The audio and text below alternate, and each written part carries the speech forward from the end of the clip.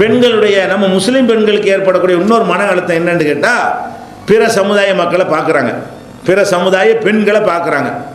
அவங்க ஒரு மாதிரியாக ஒரு ட்ரெஸ்ஸை போட்டுக்கிட்டு, ஒரு ஹேண்ட்பேக்கை போட்டுக்கிட்டு, அப்படி கொடையை பிடிச்சிக்கிட்டு வேலைக்கு போகிறாங்களா. ஒரு போனோன்னு செய்து நம்ம வீட்டில் உட்காந்து சோறாகிட்டு இருக்கிறோம், இந்த பொம்பளை பாருங்கள் ஆஃபீஸர் மாதிரி போகுது, அங்கே போய் சீட்டில் உட்காருது, ஆம்பளைக்கெலாம் வேலை வாங்குது, கை கட்டிட்டு நிற்கிறாங்க எத்தனை பேர், எவ்வளோ பெரிய கண்ணியமாக இருக்கிறது. நம்மளும் வீட்டில் உட்காந்து என்ன செய்கிறோம், சோத்து பானையை கழுவிக்கிட்டு இருக்கிறோம். இப்படிங்கிற மாதிரி பெண்கள் நிறைய பேர் நினைக்கிறாங்க. என்ன செய்ய ஹவுஸ் ஒய்ஃப்னா ஹவுஸ் ஒய்ஃப், அது பேர் புருஷனுக்கு ஒய்ஃப் இல்லை, ஹவுஸுக்கு ஒய்ஃபு. என்ன செய்ய என் புருஷனுக்கு ஒய்ஃபாக இருக்குது, ஹவுஸுக்கு ஒய்ஃபாக இருக்கிறேன் அப்படின்லாம் சொல்லக்கூடிய ஒரு டைலாக்லாம் விட்டுட்டு இருக்கிறாங்க. அது சொல்ல விற்கப்படுறாங்க. நான் ஹவுஸ் ஒய்ஃபாக இருக்கேன், என்னமோ பெரிய பாவமாக செய்கிற மாதிரி, அது மாதிரி பெரிய கண்ணியமாக தலை நிமிர்ந்து சொல்கிறது கிடையாதுங்க. பார்த்தா அது பெரிய கௌரவம் மாதிரியும், அது பெரிய அந்தஸ்து மாதிரியும், பெண்கள் எல்லாம் ரொம்ப அவங்கெல்லாம் நல்லா நிறைய இன்பத்தை அனுபவிக்கிற மாதிரியும், சொகுசாக இருக்கிற மாதிரியும், நம்ம வீட்டுக்குள்ளே அடங்கி கிடக்கிற மாதிரி இப்படி நினைக்கிறார்கள். இதனால நிறைய பேருக்கு அதை பார்த்து ஏங்கி பெரிய மன அழுத்தம். நம்ம முஸ்லீமாக பிறந்து வீட்டில் உட்காந்துருக்குறோம், நம்மளால் என்ன செய்ய முடியலை, ஒரு பெரிய வேலைக்கெல்லாம் போய் அது மாதிரி சாதிக்க முடியலைன்னு நினைக்கிறாங்க. ஆனால் உண்மை என்ன தெரியுமா, அதை விளங்கி கொள்ளணும். உண்மை என்ன, பெண்கள் வேலைக்கு செல்வதனால் அவர்கள் படுகிற அவஸ்தை அவர்களுக்கு தான் தெரியும். வெளியில் அப்படி காட்டிக் கொள்கிறார்கள் பகட்டு. எந்த ஒரு மனிதனாக இருந்தாலும் இரட்டை சுமையை சுமக்க முடியாது, ஒரு சுமையைத்தான் சுமக்க முடியும். ஒரு சுமை என்ன, வீட்டு நிர்வாகம்ங்கிறது ஒரு சுமை, வெளியில் உள்ள ஒரு நிர்வாகங்கிறது ஒரு சுமை. வெளியில் உள்ள நிர்வாக சுமையை சுமந்தால் வீட்டு நிர்வாகத்தை சுமக்க முடியாது, வீட்டு சுமையை சுமந்தால் வெளியில் உள்ள சுமையை சுமக்க முடியாது. இன்றைக்கு வேலைக்கு போகிற பெண்கள்லாம் என்ன செய்கிறாங்க, அவங்க வேலைக்கும் போகிறாங்க, பெண் என்ற அடிப்படையில் அவங்க செய்ய வேண்டிய சுமையை வீட்லேயும் சுமக்கிறாங்க.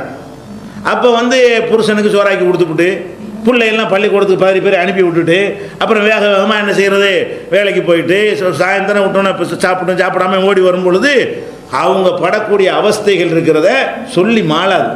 வெளியில் ஏதோ 10,000 20,000 சம்பளம் கிடைக்குதுங்கிறதுக்காக வேண்டி அதை அவங்க சகித்து கொண்டிருக்கிறார்களே தவிர அவங்களுக்கு இந்த மாமியா குடும்பம் தீர போகிறது இல்லை, புருஷனுக்கு செய்ய வேண்டிய பணிவிடைகள் குறைய போவதில்லை, பிள்ளைகளை வளர்க்கக்கூடிய சுமைகள் குறைய போகிறதில்லை, புருஷன் சோறாக்கி வைக்க போகிறது கிடையாது. வேலைக்கு போகிறது, நீ வேலைக்கு போயிட்டு வாமா நான் சோறாக்கி வச்சிடுறேன் அப்படின்னு சொல்லிட்டு அந்த மாதிரி புருஷன் சோறாக்கி வைக்கிறானா. நீ வேலைக்கு போனாலும் அந்த வேலையை தான் செய்ய வேண்டி இருக்கிறது. அப்போ வீட்டில் இருக்கிற ஒரு வேலையை செய்கிறது அவங்களுக்கு போதுமானதாக இருக்கிறது. அதுவே முதுகு வலிக்குது, இடுப்பு வலிக்குது, பெண்கள்லாம் படக்கூடிய அவஸ்தையை நம்ம பார்க்குறோம். வீட்டில் இருந்து கொண்டு இந்த வேலைகளே சிரமமாக இருக்கிறனால தான் சில பொருள்லாம் கண்டுபிடிச்சி தந்திருக்காங்க உங்களுக்கு. அந்த எல்லாம் விஞ்ஞான என்ன செய்கிறான், மாவு அரைக்கிறதுலேருந்து எல்லாத்தையும் மசாலா அரைக்கிறது வரைக்கும் மனுஷனுக்கு எந்த ஒரு வேலையும் இல்லாமல் எதனால பெண்கள் கஷ்டப்படுறாங்க. இதுவே கஷ்டமா, சும்மா வீட்டில் உட்காந்து இதுதான் பார்த்துட்டு இருக்கிறாங்க.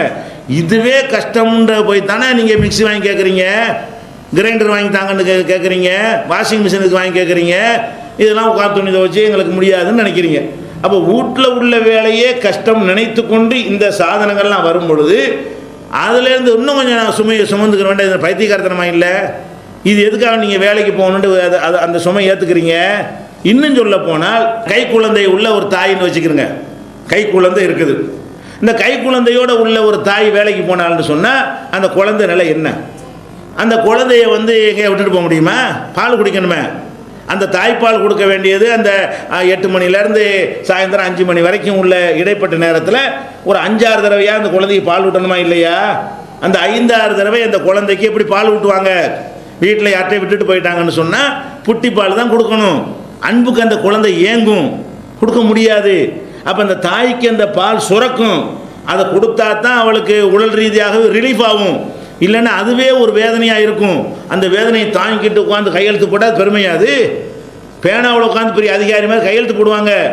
உடல் ரீதியாக அந்த பால் சுரந்த பிறகு அவங்க படக்கூடிய அவஸ்தை இருக்கிறத, ஒருத்தனுக்கு யூரின் போகிற மாதிரி ஒரு நேரம் வந்துருச்சுன்னு வைங்க, இந்த அந்தாண்டு இருக்கிறது இப்போ தான் உடனே போகணும்னு, அந்த நேரத்தில் அவனை எந்த வழியாவது ஈடுபாடு செய்ய முடியுமா? அதை விட அதிகமான முறையில் என்ன இருக்கு, இது ஒரு வேதனையாக இருக்கும். அந்த பால் சுரந்து உடனே கொடுக்கவில்லை என்று சொன்னால் அப்போ நம்ம என்ன வழங்கினேன், இதெல்லாம் நீ வேலைக்கு போகிறங்கிறிய, நான் வேலைக்கு போகிறேன், நீ 5 தடவை என் பிள்ளைக்கு பால் கொடுன்னு புருஷனை சொல்லிட்டு போக முடியுமா? அவன் பால் கொடுப்பானா? எப்படி முடியுங்கிறேன். இல்லை குழந்தை தூக்கிட்டு போய் அங்கே வச்சுட்டு இருக்க முடியுமா? வேலை செய்கிற இடத்துல அதுக்கெல்லாம் அவன் ஏற்பாடு செஞ்சு தருவானா எங்கேயாச்சும்? அப்போ நம்ம என்ன வழங்கினேன், பெண்கள் வந்து அவங்க உடல் ரீதியாக அவங்க எப்படி படைக்கப்பட்டிருக்கிறார்கள் என்று சொன்னால் வீட்டில் இருந்து தான் குழந்தைகளை பராமரிக்கணும், அன்பு செலுத்தணும், அவங்கள கண்காணிக்கணும், கவனிக்கணும்.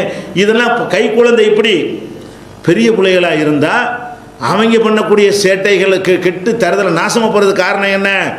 அப்போ வெளியே தான் இருப்பான் எப்போவுமே, அம்மா தானே வீட்டில் இருப்பான் எப்போவுமே. அவளும் வீட்டில் இல்லைன்னா என்னவாகும்? அது இஷ்டத்துக்கு கெட்ட கூட்டாளிகள், கெட்ட பழக்கங்கள். 10 வயசுல பீடி குடிக்கிறான். ஏன் பாப்பா அப்பாவுக்கு அப்பனும் தெரியாது, ஆத்தாவுக்கும் தெரியாது. ஏன் மறைச்சிடலாம்? அம்மா இருந்து கவனிச்சாலே ஆனால் அவருடைய ஒவ்வொரு நடவடிக்கை என்ன செய்வா பாப்பா. அப்போ அந்த குழந்தைகள் வந்து நல்ல நல்ல ஒரு குழந்தையாக வளர்க்கிறது என்பது வந்து பெரிய கேவலமா?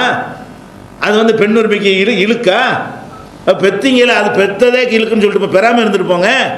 பிள்ளைய பெற்றெடுக்கிறீங்க, பெற்றெடுத்து அதை ஒரு நல்ல ஒரு சமூகத்துக்கு பயன்படக்கூடியவனா வளர்க்கணுமா இல்லையா? கண்ணியமாக வளர்க்கணுமா இல்லையா? அப்போ குடிகாரனாக, புகைப்பழக்கத்துக்கு ஆளானவனாக, கெட்ட சவகாசம் உள்ளவனாக, திருடனாக, வீட்டில் உள்ள பொருளை திருடக்கூடியவனாகவெல்லாம் ஒரு குழந்தை உருவாகிறான் என்று சொன்னால் காரணம் என்ன? ஒன்று தகப்பன் இருந்து கண்காணிக்கணும், இல்லை தாய் கண்காணிக்கணும். தகப்பனுக்கு முடியாது, ஃபிசிக்கலாக முடியாது. 2 தடவை போட்டு மண்டையை போட்டு தாட்டிடுவான். பொம்பளை மாதிரி அரவணைச்சிட்டு இருக்க முடியாது. சேட்டை பண்ண என்ன செய்வான்? அந்த அவனை காட்டி பயம் காட்டலாமே தவிர ஒரு அம்மா தான் என்ன செய்வாங்க, ஒரு கண்டிப்போட கொஞ்சம் மென்மையாகவும் பாசத்தை காட்டியும் செய்வாங்க. அப்போ அந்த குழந்தை தாய்ப்பாலுக்கு ஏங்கும்னு நினைத்து கொண்டு நீ வேலைக்கு போறிய, இது வந்து இந்த மாதிரி ஒரு நிலைக்கு உங்களை ஆளாக்குனா நல்லதா கெட்டதா? அது பிள்ளை பெற்ற தாய்மார்களுக்கு தெரியும், கை குழந்தை வைத்திருக்கிற தாய்மார்களுக்கு தெரியும். அப்போ இது எவ்வளோ பெரிய ஒரு வேதனை. இந்த வேலைங்கிற ஒரு 5000 10,000 சம்பளம் தர்றதுக்காக வேண்டி எவ்வளோ பெரிய ஒரு இன்பத்தை இழக்கிறாங்க அவங்க. அந்த குழந்தையை கொஞ்சி மகிழ்வது, அந்த கொஞ்சி மகிழ்றமே, அதில் தான் அந்த படம் அப்படி ஏறும், மனசில் ஏறும். அந்த குழந்தைக்கு தாயின்னா என்ன இருக்கு, நமக்கு எல்லாமே தாய் தான் அப்படிங்கிறது எப்போ உண்டாகுனா திருப்பி திருப்பி அந்த குழந்தையை கொஞ்சி அது உச்சி மோந்து அதை கட்டி அணைத்து அதெல்லாம் செய்யும் பொழுது தாய் மீது தனி பாசம் உருவாகும். இந்த மாதிரி போட்டியெல்லாம் அவன் என்ன செய்வான், அவன் வளர்ந்த பிறகு உங்களை கொண்டு முதிர் எழுத்தில் போட்டுருவான். அவன் உங்களை கவனிக்க, நீங்கள் கவனிச்சல அவனை, நீங்கள் அவனை முடியாத நேரத்தில் நீங்கள் கவனிச்சீங்களா? பால் விட்டுனீங்களா? மூத்திரம் மஞ்சி தவசரில் மூத்திரம் மஞ்சி கிடப்பான், அதை கவனிக்கிறதுக்கு தாய் இருக்க மாட்டீங்க, இன்னொருத்தங்களை விட்டுட்டு போய் அவங்க அதை கவனிக்கிறாங்க. மலத்திலேயே கிடக்கும் அந்த குழந்தை, ஜலத்திலேயே கிடக்கும், அசிங்கமாகிட்டு கிடக்கும், அதை கவனிப்பாரட்டு கிடக்கும். இந்த மாதிரி எல்லாம் நம்மளை போட்டாங்களேன்னு அவன் நினைச்சான்னு சொன்னால் உங்களுக்கு தெருவில் போடுவானா இல்லையா? அப்போ நம்ம என்ன விளங்கணும், அதாவது பெண்கள் வந்து வேலைக்கு போகிறது என்பது பெரிய கௌரவம் மாதிரியும், வீட்டுக்குள்ளே இருக்கிறது கேவலம் மாதிரி. வீட்டுக்குள்ளே இருக்கிறது சும்மா இருக்கிறதா? வீட்டுக்குள்ளே வேலை ஜாஸ்தி, வேலை இல்லாமல் பெண்களை வச்சுருக்கிறதாக தப்பாக சித்தரிக்கிறாங்க. 2 டிபார்ட்மெண்ட்டு, கல்வி அமைச்சர் கல்வியை பார்க்கணும், மருத்துவ அமைச்சர் வந்து மருத்துவத்தை பார்க்கணும். இவர் அதை பார்க்கக்கூடாது, அவர் இதை பார்க்கக்கூடாது.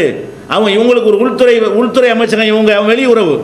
ஒரு குடும்பத்தில் 2 செக்ஷன் இருக்கிறது. ஒன்று வெளி விவகாரம், இன்னொன்று உள் விவகாரம். உள் விவகாரத்தை பூரா அந்த பெண்கள் தானே பார்க்குறாங்க, நிர்ணயிக்கிறாங்க, கணக்கு பண்ணுறாங்க. இவ்வளவு சமையலுக்கு என்ன சாமான் வாங்கணும்னு நினைக்கிறாங்க, என்ன மாதிரியான உணவு உடம்புக்கு நல்லதுன்னு ஹோட்டலில் போய் தின்று நாசமாக்கிடக்கூடாது, கெட்ட கெட்ட பொருள்களை போடுவாங்க அப்படின்னு சொல்லி கணவனையும் பிள்ளையும் தன்னையும் நல்ல முறையில் கவனிக்கிறதெல்லாம் சும்மா அற்பமான கேவலமான வேலையா? இதெல்லாம் வந்து ஒரு அசிங்கமான ஒரு வேலையா? அப்படியாக அவங்க சித்தரிக்கிறார்கள். அது மாத்திரம் இல்லை, இந்த வேலைக்கு செல்லுகிற பெண்களுடைய குடும்ப வாழ்க்கை எப்படி இருக்குன்னு தெரியுமா? இவன் பணத்துக்காக வேண்டி வேலைக்கு அனுப்பிடுவான், சம்பளம் கிடைக்கிறதுக்காக வேண்டி. ஆனால் மனசில் பூரா என்ன இருக்கும்னு கேட்டால், இந்த வேலைக்கு போனால அவனோட எப்படி பேசிகிட்டு இருப்பாளோ, இவனோட பேசிகிட்டு இருப்பாளோ, மேனேஜர் மேலே ஒருத்தன் அவன் கொஞ்சம் சின்ன வயசு பையன் மாதிரி தெரிகிறானே, அவனோட பழகிடுவாளோ, இப்படியே நினச்சிக்கிட்டு சித்திரவதையும் பண்ணுவான். டார்ச் அப்படின்னு நான் சொல்லவில்லை. சென்னையில் 2 வருடத்திற்கு முன்னாடி போலீஸ் கமிஷனர் வந்து வேலைக்கு செல்லும் மகளிரெல்லாம் கூப்பிட்டு வச்சுக்கிட்டு ஒரு கலந்துரையாடல் பண்ணுறாரு. அதில் ஒவ்வொரு அம்மாவும் எந்திரிச்சு சொல்கிறாங்க, நாங்கள் வேலைக்கு போனால் புருஷங்காரன் சந்தேகப்படுறான், நாங்கள் அலங்கரிச்சிட்டு போனால் யாருக்கடி அலங்கரிக்கிறேன்னு கேட்குறான். அப்போ புருஷன் நரக வாழ்க்கையாக போகுது பாருங்களேன். அது மாதிரி மேலே உள்ள அதிகாரிகள் இருக்கிறானே, அவங்க வந்து எங்களை வந்து செக்ஸ் டார்ச்சர் பண்ணுறாங்க, அவங்கள அனுசரித்தா தான் வேலை கிடைக்கும், அனுசரிக்கலைன்னா வேறு ஒரு ரிமார்க்கை பண்ணி நீக்கி விட்ருவாங்க, ப்ரொமோஷனை கட் பண்ணிடுவாங்க. அவங்களுக்கு நாங்கள் இணங்க வேண்டிய நிலைக்கு தள்ளப்பட்டோம் என்று சொன்னால் அதுவே எங்களை உறுத்தும். நாளைக்கு புருஷனுக்கு தெரிஞ்சு போயிடுச்சுன்னா எங்கள் மன வாழ்க்கை வீணாக போயிருமே என்ற மாதிரியான ஒரு கவலையில் நாங்கள் இருப்போம். பஸ்ஸில் ஏற முடியாது, எப்படா பிரேக் பிடிப்பான் அப்படி சொல்கிறாங்க அந்த பெண்கள். எப்போ பஸ்ஸில் வந்து பிரேக் பிடிப்பான்னு பார்த்துட்டு மேலே வந்து சாய்வார்கள்.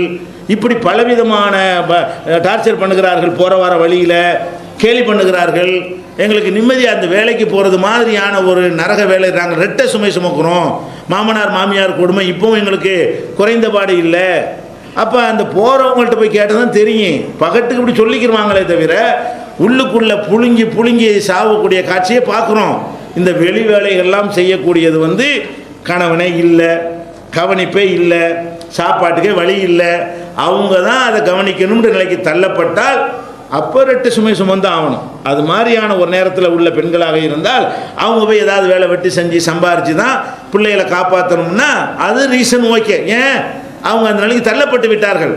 அப்படி இல்லாதவர்களை பொறுத்த வரைக்கும் இந்த வேலைக்கு போகிறதுங்கிறத நம்ம எப்போ தேர்ந்தெடுக்கிறோமோ அப்போ நீங்கள் விளங்கிக்கிற பலவீனமான உடல் ரீதியாக பலவீனமான பெண்களுக்கு இரட்டை சுமையை சுமக்க முடியாது. அதுபோல் கர்ப்பிணியாக இருக்கக்கூடிய காலமாக இருக்குன்னு வைங்க, அந்த நேரத்தில் அவங்களால என்ன செய்ய முடியாது. ஈடுபாடாக கர்ப்பிணின்னா அது கொஞ்சம் ரெஸ்ட் எடுக்க சொல்லுவான், கொஞ்சம் படுத்து கிடக்க வேண்டியிருக்கும். அது மாதிரி எல்லா நேரம் போல் இருக்க தோணாது. நம்மளுக்கே ஒரு எக்ஸ்ட்ரா சுமை தானே. அவங்களுடைய உடல் எடையிலேருந்து ஒரு 5 கிலோ 3 கிலோ எக்ஸ்ட்ரா வயிற்றுல நிரந்தரமாக இருந்தால் அதை தூக்கி நடக்கும்பொழுது என்னவா இருக்குது. அது நம்மளாவது ஒரு பொருளை சுமந்தோம்னு சொன்னால் உடனே இறக்கி வைக்க தோணுமா இல்லையா? தலையில் ஒரு குடத்தை வச்சுக்கிட்டே இருக்க முடியுமா? முடியாது. கொஞ்சம் நேரத்துக்கு வச்சுட்டு இருக்கலாம், அப்புறம் இறக்கி தான் வச்சு ஆகணும். அவங்களுக்கு இறக்கி வைக்க முடியாத சுமை இருக்கக்கூடிய நேரத்தில் அவங்க உடம்பு ஓய்வை நாடும், ஓய்வை தேடும். ஆனால் ஓய்வு கிடைக்காது. ஏன்? சம்பாதிக்கணும், வேலைக்கு போகணுமே. அப்போ அந்த மாதிரியான ஒரு உடல் ரீதியாக பெண்கள் படைக்கப்பட்டு இருக்கும் பொழுது அப்போ இஸ்லாம் சொல்லக்கூடிய வகையில் நீங்கள் குடும்பத்தில் இருந்து நல்ல அழகான முறையில் நிர்வாகம் பண்ணுறதுல என்ன தப்பு? இதுதான் இஸ்லாம் வந்து அது சொல்லக்கூடிய காரணம். அப்போ அந்த வேலைக்கு போகிறதுல என்பது வந்து இப்படியான பல பாரதூரமான பாதிப்புகளை வந்து பெண்களுக்கு ஏற்படுத்துகிறது. அதனால் நீங்கள் அவங்கள பார்த்து அவங்க தான் உங்களை பார்த்து பொறாமப்படணும். இன்னும் விளங்கிக் கொள்வதாக இருந்தால் இந்த குடும்பத்தில் ஒரு ஆண்கள் படக்கூடியன்னு யோசித்து பார்க்கணும். இந்த மனைவிக்காக வேண்டி இந்த புருஷங்காரன் என்னவெல்லாம் செய்கிறான். நீங்கள் எதுக்காக சம்பாதிக்க நினைக்கிறீங்க? நீங்கள் சம்பாதிச்சா கூட இந்த புருஷன் சம்பாரித்து உங்களை எந்த மாதிரி வச்சிருக்கிறான் அப்படி உங்களுக்கு சம்பாதிக்க இயலாது. இவன் என்ன செய்கிறான்? உங்களுக்கு ஒரு சின்ன அளவு தான் உழைக்க முடியும். ஆஃபீஸ் வேலை மாதிரி வேலைக்கு தான் நீங்கள் போவீங்களே தவிர மூட்டதுக்கு போவீங்களா? நான் கேட்குறேன். ஒரு பொம்பளை வேலைக்கு போகிறதா செய்வாங்க, ஃபேனை போட்டு டேபிள்களை உட்கார்ற வேலைக்கு தான் போவாங்களே தவிர எதுக்கு போக மாட்டாங்க? மூட்டை தூக்குற வேலைக்கு போவீங்களா? லோடு அடிக்கிறதுக்கு போவீங்களா? கை வண்டி இழுக்கிறதுக்கு போவீங்களா? முரட்டுத்தனமான வேலைகளுக்கெல்லாம் வயலில் இறங்கி கலப்பையை பிடிச்சி என்ன சித்தாள் மாதிரி களை எடுக்கிறதுக்கு தான் போக முடியுமே தவிர ஏர் உழுவுறது போக முடியுமா? முடியாது. அப்போ என்ன செய்ய முடியும்? கட்டடம் கட்டுறது, உயரமான இடத்துல ஏறுறதுக்கெல்லாம் போக முடியாது. சும்மா செங்கல் எடுத்து கொடுக்கலாம். இப்படி அந்த வேலைக்கு போனால் கூட அதில் கூடமாட ஒத்தாசை பண்ணுற மாதிரியான வேலையை தான் இவங்களுக்கு செய்ய முடிகிறது. ஆம்பளையை பொறுத்தவரைக்கும் என்ன செய்கிறான்? ஒரு மனைவி என்று ஒருத்தி வந்தவோ யாரோ எவரோ மனைவின்னு ஒரு அக்ரிமெண்ட்டை நம்ம போட்டுட்டோம். நமக்கு மனைவி ஆகிட்டாண்டவன் அவன் என்ன ஆயிடுறான்? நம்ம மனைவியை சந்தோஷமாக வச்சுக்கிறேன்னு, அவள் தேவைகள் நிறைவேற்றணும் அப்படிங்கிறதுக்காக வேண்டி 8 மணி நேரம் 16 மணி நேரம் 20 மணி நேரம் எல்லாம் உழைக்கிறான். சொந்த நாட்டை விட்டுட்டு போய் அடிமையாக நிற்கிறான். இந்த நாட்டில் இவ்வளோ சுதந்திரமாக இருக்கலாமா இல்லையா?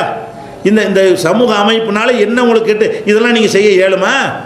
அப்போ பெண்கள், முஸ்லீம் பெண்களை பொறுத்த வரைக்கும் அவங்க என்ன செய்யணும்?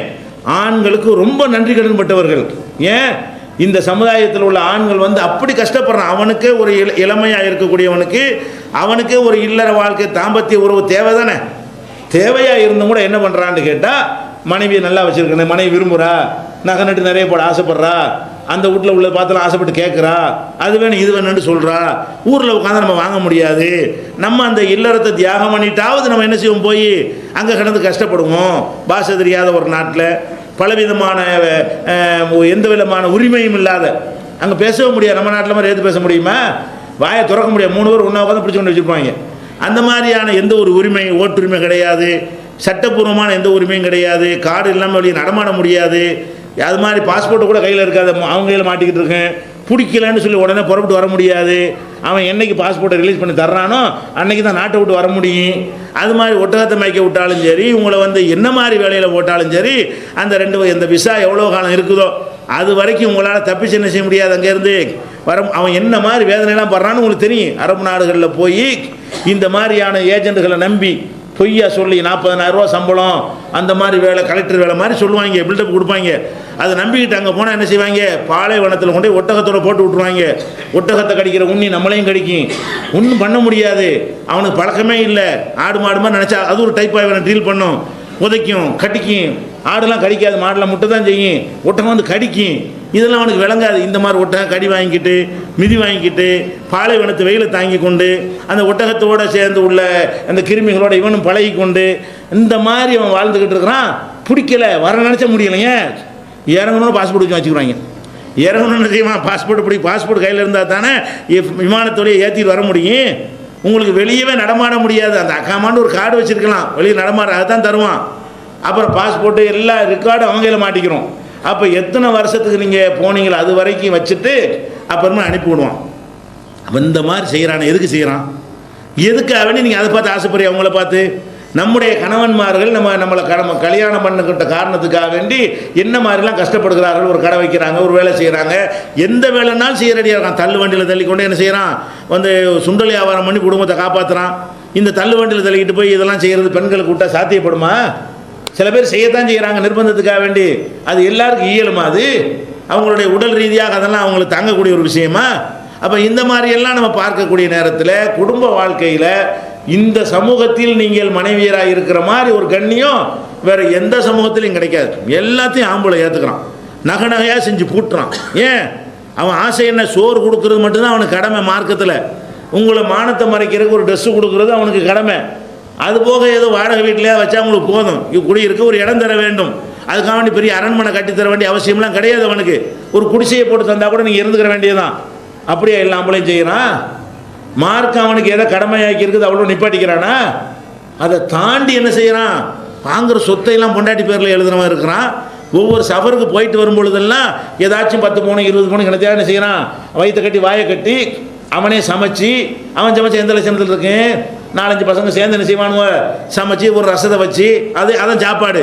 இந்த மாதிரி நாக்கு ருசியாக ஒன்று சாப்பிடாம மிச்சப்படுத்தி அதை மனைவிக்கும் மக்களுக்கும் பிள்ளைகளுக்கும் நல்லா இருக்கணும். எவ்வளவு கஷ்டப்படக்கூடிய ஒரு நிலையில் நம்ம ஆண்களுடைய மனநிலை மாறி இருக்கு. இஸ்லாமிய சமுதாயத்தில் நம்ம மேலே இது சுமத்தப்பட்டிருக்கிறது. இந்த இஸ்லாம் மார்க்கத்தில் மட்டும்தான் இந்த மாதிரி உணர்வு உங்களுக்கு இருக்கிறது. வேறு சமுதாயத்திலாம் அப்படி வெளிநாட்டுக்கு போனால் கூட அவ்வளோ சம்பாத்தி குடிச்சுவிட்டு என்ன செய்வான்? காலி பண்ணிடுவான். பொண்டாட்டிலாம் அப்படிலாம் செய்ய மாட்டான் அதிகமான பேர். அப்போ நம்ம சமூகத்தில் என்ன செய்கிறான்? அற்பமான வேலையில் இருந்தால் கூட அவன் தன்னுடைய தேவைகளெல்லாம் குறைத்து கொள்கிறான், சுருக்கி கொள்கிறான். கொஞ்சம் பேர் உதாரி இருப்பான், அதிகமான பேரை சொல்கிறான். அதிகமான ஆண்களுடைய நிலைமை என்னன்னு கேட்டால் பரிதாபகரமான நிலைமை இருக்கிறது. சொல்லப்போனால் அந்த மாதிரியான ஒரு சமூகத்தில் பிறந்ததுக்கு பெண்கள் தான் என்ன செய்யணும்? நீங்கள் ஆண்கள் நினச்சி டார்ச்சர் மாதிரி நினைக்கிறீங்க. அவன் படக்கூடிய கஷ்டம் அவனுக்கு தான் தெரியும். வெளியில் என்ன மாதிரியான பிரச்சனைகள்லாம் சந்திக்கிறான், அடிதடியை சந்திப்பான், திட்டு ஏச்சு. ஒரு முதலாளிட்ட வேலை செஞ்சான்னா நீங்கள் பொண்டாட்டிட்ட புருஷன் உரிமையை ஏற்றுட்டுனா நீங்கள் கோவப்படுறீங்க. அவன் எவன்ட்டே 2000 ரூபா சம்பளம் வாங்குறதுக்காக வேண்டி போடா நாய் அவனை சொல்ல முடியாத வார்த்தையெல்லாம் கேட்பான் முதலாளி. ஏன் 2000 ரூபா சம்பளம் தர்றான்னு சொல்லி இப்போ சாமி தலை குனிஞ்சு நிற்பான். எவ்வளோ அது எப்படி இருக்கு அவன் நிலையிலேருந்து எண்ணி பார்க்கணும். எதுக்காக சகிச்சுக்கிறான் அவன்? நம்ம மனைவி நல்லா சோறு போடணும், இந்த வேலை இல்லாட்டி வேலை கிடைக்காது. அந்த மாதிரி அவனை மூட்டை மூட்டையாக தூக்க சொல்லுவாங்க. அவனை தூக்க முடியாது, கஷ்டப்படுவான். இருந்தாலும் தூக்குவான். ஏன்? நம்ம ஒரு இடத்துல வேலை பார்க்குறோம், என்ன செய்கிறது? அப்போ தானே சம்பளம் கிடைக்கும். அப்போ ஒரு அதிகமான வேலையை போடுவாங்க, அதிகமான ஒரு டார்ச்சர் பண்ணுவான். இதெல்லாம் ஒரு சம்பளத்துக்கு இருந்தால் அப்படி. அவன் ஒரு சொந்த வியாபாரம் பண்ணால் கூட வர்ற வாடிக்கையெல்லாம் ஆளாளுக்கு என்ன செய்வான்? அவனுக்கு என்னடா ஜாமான் வைக்கிற, என்ன கொள்ளடிக்கிறேன்லாம் கேட்பான். அதுக்கு ஹீல் சிரிச்சுக்கிட்டதா சொல்லணும். அப்போ அந்த மாதிரிலாம் எவ்வளவுக்கு ஒரு மன உளைச்சல் ஒருத்தனுக்கு வெளி உலகத்தில் இருக்குது. ஒரு டீ கடைக்காரன்ட்ட போய் கேளுங்க, ஒரு பெட்டி கடைக்காரன்ட்ட போய் கேளுங்க, ஒரு எந்த ஒரு வியாபாரிட்ட வேணாலும் கேளுங்க, வேலை செய்கிறவன்ட்ட கேளுங்க, கூலி வேலை பார்க்குறவன்ட்ட கேளுங்க. எவ்வளவு பெரிய பிரச்சனைகள் எல்லாம் அவன் சாதாரணமாக சகிச்சுக்கிட்டு வீட்டில் மாத்திரம்தான் அவனுக்கு அது ஒன்று தான் கிடைக்கிறது. வீட்டில் என்ன செய்யணும்? சரி நம்மளை எல்லாரும் அதிகாரம் பண்ணுறாங்க, நம்ம ஒருத்தர் அதிகாரம் பண்ணுவோம். அவனை 1000 பேர் அங்கே அதிகாரம் பண்ணுறான். அப்போ அதிகாரம் பண்ணும்போது அவன் அப்படி அடங்கிடக்கூடாங்கிறதுக்காக வேண்டி என்னென்ன சோறாக்கிறேன்னு கேட்கத்தான் செய்வான். இதெல்லாம் கண்டுக்கிறாம என்ன செய்யணும்? பேசாமல் அவன் டென்ஷனில் வர்றான், அங்கே போட்டு எத்தனை திட்டிருப்பார். அந்த முதலாளி திட்டின கோபத்தில் வரும்போது சோறும் சரியில்லை, என்ன பாய்க்கு வழங்குறேன்னு வைங்க, ஏதாவது ஒன்று சொல்லுவான். அப்புறம் நார்மல் ஆகிக்கிறோம். கொஞ்சம் அரை மணி நேரத்தில் என்ன செய்கிறேன்? அது நார்மல் ஆகிக்கிறோம். இந்த மாதிரியான ஒரு விஷயங்கள்லாம் தான் இருக்குமே தவிர நீங்கள் இந்த குடும்ப அமைப்பில் விட்டு வெளியேறி போய் வேலை வெட்டிக்கின்னு போனீங்கன்னா இதெல்லாம் முடியாது. வேலை நான் கொஞ்சம் நெஞ்சில் கை வச்சு நீங்கள் சொல்லுங்கள், வேலை வெட்டிக்கு போய் சம்பாதிக்கிற பெண்கள் எவ்வளோ நகை போட்டு பார்த்துருக்குறீங்க? வேலை வெட்டிக்கு போகிறாங்கல்ல, ஒரு அரசாங்க வேலைக்கு போனாலும் 25 ரூபா 30 ரூபா 40 ரூபா வரைக்கும் சம்பளம் வாங்குறாங்கல்ல. மாதம் 30,000 40,000 சம்பளம் வாங்கி அந்த மாதிரி வாங்கக்கூடியவர்கள் இவ்வளோ அடுக்கிறாங்களா? இங்கேருந்து இங்கே வரைக்கும் அடுக்கிறீங்கள? விரல் 5 விரலுக்கும் இது தலை முடி காது பார்த்தோம்னு சொன்னால் அத்தனை வெரைட்டி நமக்காக தான் கண்டுபிடிச்சிருக்கிறாங்க. நான் கடையில் முஸ்லீம் சமுதாயத்துக்கு தான் கண்டுபிடிச்சிருக்காங்கிற அளவுக்கு என்ன இருக்குது. மற்றவங்களாம் கல்யாணத்துக்கு கவரிங் வாங்கி போடுவான். நம்ம தான் தங்கத்திலேயே பூட்டுற சமுதாயம் யார்? நம்ம தான் அப்படி இருக்குமா? இல்லை இது இல்லைன்னு சொல்லலுமா நீங்கள்? இதெல்லாம் நம்ம என்ன யோசிச்சு பார்க்கணும். இந்த சமூகத்தில் தான் இந்த மாதிரி இஸ்லாம் நமக்கு ஆண்களுக்கு கடமையாக்கி இருக்கிறது. நம்ம பொம்பளையில் வந்து வெளியே விட்ற ஒரு விஷயத்துக்கு ஒரு போராட்டத்துக்கு போகிறீங்கன்னு வைங்க, ஒரு பொதுக்கூட்டத்துக்கு போகிறீங்கன்னு வைங்க, வேறு சமுதாயத்தில் பொம்பளை ஆம்பளையும் கலந்து போனால் என்ன ஆகும் பார்த்துருக்கீங்களா இல்லையா? பார்த்துருக்கு எவ்வளோ செக்ஸ் டார்ச்சர் பண்ணுவான். நம்ம சமூகத்தில் ஒரு போராட்டத்துக்கு வந்தாலும் எல்லாம் பெண்கள் போன பிறகு ஆண்கள் போங்கன்னு அறிவிக்கிறோம். இந்த சமூகம் எப்படி சமூகம்? பெண்களை கண்ணியமாக நடத்தணும்னே அப்படியே ஒரு ரத்தத்தில் ஊறி போன ஒரு சமுதாயம். அல்லாஹ்வுடைய ரசூல் கூட என்ன செய்வாங்க, தொழுகையில் தொழுது முடிச்சோன்னு சொல்லுவாங்க, ஆண்கள் அப்படி அமருங்கள், பெண்கள் போன பிறகு தான் ஆண்கள் போக வேண்டும். எதுக்காக சொல்கிறாங்க? அப்படி போகும்போது இடிச்சுக்கிட்டு என்ன செய்யக்கூடாது, போயிடக்கூடாது, அவங்க முதல்ல போயிடணும். இதில் எல்லாம் கவனிக்கிற ஒரு மார்க்கம். அப்போ நம்முடைய சமூகத்தில் நடக்கக்கூடிய மீட்டிங்குகள் போக்குவரத்துலாம் பெண்கள் தைரியமாக வந்து போகலாம். வேறு சமுதாயத்தில் உள்ள கூட்டங்களுக்கு போக முடியுமா? பெண்களை இருக்கிற 50 பேரும் பெண்களை எப்படி பார்ப்பான் அவன்? நான் நேற்று சொன்ன மாதிரி சதையாக மட்டும்தான் பார்ப்பான். அவள் பெண்களை வந்து முஸ்லீம், அவங்க ஒரு ஈமான் உள்ள ஒரு நல்ல பெண்ணு, அவங்க அல்லாஹ்வுடைய அடிமையில் ஒரு அடிமை, நம்ம ஒரு அடிமை, அவங்க ஒரு பெண் அடிமைன்னு ஒரு முஸ்லீம் மட்டும்தான் பார்ப்பான். அப்போ நம்மளுடைய இந்த சமூகத்தில் நீங்கள் யோசிச்சு பார்த்தீங்கன்னு சொன்னால் இந்த மாதிரி கண்ணியம் எதுலேயுமே இருக்காது. ஃபஸ்ட்டு பெண்கள்ங்கிற ஒரு இடத்த கொடுக்குறோமா இல்லையா? எதாக இருந்தாலும் அந்த மாதிரியான ஒரு அமைப்பெல்லாம் யோசித்து பார்த்தோம்னு சொன்னால் பெண்களுக்கு மன அழுத்தம் வரவே தேவையில்லை. வெளி உலகத்தை பார்த்துட்டு அவங்களாம் இதை சிறப்பாக நல்ல நிலையில் இருக்கிறார்கள் என்றெல்லாம் நீங்களாக தப்பாக கற்பனை பண்ணி கொண்டு நம்ம போய் முஸ்லீமை மட்டும் இல்லாமல் இருந்தால் எப்படி ஜாலியாக இருக்கலாம், எப்படி ஜாலியாக இருக்கலாம். பார்க்குறோம், ஜாலியாக இருக்கிற காட்சியெல்லாம் பார்க்குறோம். தண்ணி எடுத்து தெரிகிறாள் பொம்பளைகள் படிக்க போகிறோன்னு அனுப்பிவிட்டு வேலைக்கு போகிறோன்ட்டு நவீன தொழில்நுட்பத்தில் போய் சாஃப்ட்வேர் சாஃப்ட்வேர் துறையில் வேலை கிடச்சிருச்சுன்னு போனால் அங்கே என்ன நடந்துகிட்ருக்கு? ஆணு பெண்ணு தண்ணி அடிக்கிறது, பார்ட்டிக்கு போகிறது, டிஸ்கோதை டான்ஸ் ஆடுறது, இவன் பொண்டாட்டி அவன் மாற்றிக்கிறது, அவன் பொண்டாட்டி இவன் மாற்றிக்கிறது, இதுகளெல்லாம் நடக்கிற காட்சியை நம்ம பார்க்குறோம். அந்த வேலைக்குன்னு போய்விட்டு என்ன மாதிரி கூத்துக்கள்லாம், எந்த விதமான ஒரு வெக்கம், மானம், ரோசம் எல்லாத்தையும் இழந்து பீடி குடிச்சு திரிகிறது, சிகரெட் அடிக்கிறது, தண்ணியில் மிதக்கிறது. பெண்கள் ஒரு ஆம்பளைக்கு நிகராக போகிறோன்னு சொல்லி இந்த மாதிரியெல்லாம் ஆம்பளைக்கு தாங்கும் உடல் அமைப்பு. பெண்கள்லாம் தண்ணி அடித்தா தாங்காத விளைக்கிறங்க. அதுக்கான ஆம்பளை குடிங்கிற அர்த்தம் கிடையாது. இவனாச்சும் கொஞ்சம் தாங்க பிடிப்பான். ஆம்பளை என்ன செய்வான்? இந்த குடிப்பழத்துக்கு ஆளானான்னு சொன்னால் அதனால் வரக்கூடிய கேடுகள் வந்து 4 வருஷத்தில் வரும்னு சொன்னால் பொம்பளைக்கு 1 வருஷத்தில் வந்துடும். ஏன்? ஃபிசிக்கலாக அவங்களுடைய உடல் அமைப்பு நிறைய பலவீனமாக இருக்குது. உடல் ரீதியாக குடும்பவியெல்லாம் விளக்கி இருக்கிறோம். கொழுப்பில் இருந்து, ரத்த அமைப்பில் இருந்து, மூளை அமைப்பில் இருந்து, இதய அமைப்பில் இருந்து, ரத்தத்தை ஃபங்க்ஷன் பண்ணுற அமைப்பில் இருந்து எல்லாமே வந்து குறைவாக இருக்கிறது. அந்த மாதிரியான ஒரு ஆளுக்கு வந்து எல்லாம் சாத்தியப்படாது. அப்போ இந்த மாதிரி உரிமைன்னு போனக்கூடிய ஆட்கள்லாம் இப்படி இருப்பார்கள். அல்லது என்ன செய்வாங்க, ஒரு நாளைக்கு ஒருத்தனோட போய் சுற்றுறது, பாய் ஃப்ரெண்டு கேட்டால் என்ன செய்யுது? பாய் ஃப்ரெண்டாக அதுக்கு பாய் ஃப்ரெண்டு எப்படி இப்படி பொம்பளைக்கு ஃப்ரெண்டாக இருக்க முடியும்? ஒரு ஆம்பளைக்கு பொம்பளை இப்படி கேர்ள் ஃப்ரெண்டாக இருக்க முடியும்? அக்கா தங்கச்சியாக இருக்கலாம், அண்ணன் தம்பியாக இருக்கலாம், இல்லாட்டி பொண்டாட்டி தான் இருக்க முடியும், வேறு ஒன்றாவும் இருக்க முடியாது. அப்போ இவன் என்ன செய்கிறான்? பாய் ஃப்ரெண்டுன்னு போய்கிட்டு பொம்பளையோட சுற்றுறான், கேர்ள் ஃப்ரெண்டு போய் சுற்றக்கூடிய காட்சியை பார்க்குறோம். இதெல்லாம் நல்லதா? இதெல்லாம் கண்ணியமாக? இதெல்லாம் கௌரவமா? நமக்கு எவ்வளோ கண்ணியமாக இல்லாமல் பெருமைப்படுங்க. இந்த மார்க்கத்தில் பிறந்ததுக்காக நம்ம கஷ்டப்பட்டு தான் அந்த மார்க்கத்தில் வரல, வாரிசு முறையில் வந்துட்டோம். நீங்கள் எல்லா மார்க்கத்தையும் அலசி ஆராய்ஞ்சு தேர்ந்தெடுத்த இஸ்லாத்துக்கு வந்தீங்க இல்லை. அல்லாஹ் வந்து முஸ்லீம் குடும்பத்தில் பிறக்க வச்சு வாரிசு முறையில் கிடைச்சி போச்சு. அது சாதாரண விஷயம் கிடையாது. இஸ்லாமிய சமூகத்தில் பிறந்திருப்பது ஆண்களாக இருந்தாலும் பெண்களாக இருந்தாலும் இந்த சமூகத்தில் நம்ம ஒரு அங்கம் இருக்கிறோமே, அதான் அந்த அர்ப்பணிப்பு. ஆண்கள் எடுத்துக்கொண்டாலும் நம்முடைய அர்ப்பணிப்பு இருக்க சாதாரண விஷயமா? நம்ம அர்ப்பணிக்கிறவங்கள எல்லாத்தையுமே அந்த மாதிரியாக நம்ம அந்த மார்க்கை நம்மளை வந்து பக்குவப்படுத்துகிறது. இந்த மார்க்கத்தினோட நம்பிக்கை வந்து குடும்ப அமைப்பு அந்த மாதிரி பக்குவப்படுத்துகிறது. ஒழுக்கமாக இருக்கணும், நேர்மையாக இருக்கணும், நம்ம தப்பு செஞ்சிடக்கூடாது, மனைவி தப்பு செஞ்சிடக்கூடாது, நல்லபடியாக அந்த மாதிரியான ஒரு அடிப்படையிலே நம்ம வார்த்தெடுக்கப்பட்டுரும் அடிப்படையில் இருந்த. அப்போ இதெல்லாம் நினைத்து பார்க்கும் பொழுது உலகத்தை நீங்கள் வந்து வெளி உலகத்தில் நடக்கக்கூடிய பிரச்சனைகள்லாம் பார்த்து விட்டு நீங்கள் என்ன செஞ்சிடக்கூடாது? பெண்களுக்கு ரொம்ப என்னங்க நம்ம பண்ணால் பிறந்து பெரிய கஷ்டமாக இருக்குது, வேறு சமுதாயத்து பொம்பளையில் இருந்தால் நல்லா இருந்திருக்கலாம்னு மாற்ற நினச்சிடாதீங்க. எவ்வளோ நல்லாவே கிடையாது. வேறு எந்த ஒரு சமுதாயத்தை எடுத்துக்கொண்டாலும் நீங்கள் இருக்கிற அளவுக்கு நல்ல ஒரு நிலையில் என்ன செய்யலை, இருக்கலை. இது ஒரு பெண்கள் சம்பந்தமாக